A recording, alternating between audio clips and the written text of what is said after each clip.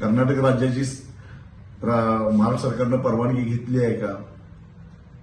Interstate असता किंवा राष्ट्रीय महामार्ग असता तर कदाचित कर्नाटकनं परवानगी दिली असते, परंतु हा तर राज्य सरकारचा महत्वाकांक्षी प्रकल्प आहे, त्यामुळे हे केवळ आणि केवळ अशक्य आहे.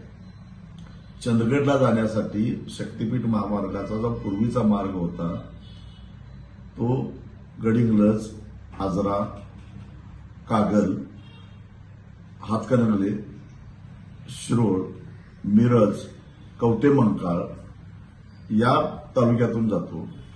परंतु वस्तुस्थिती अशी आहे की 12च्या 12 जिल्ह्यामध्ये विरोध तर आहेच, परंतु लातूर, धाराशिव, सोलापूर, सांगली, कोल्हापूर या ठिकाणी 1 इंच सुद्धा जमीन शक्तीपीठ महामार्गासाठी मोजता आलेली नाही.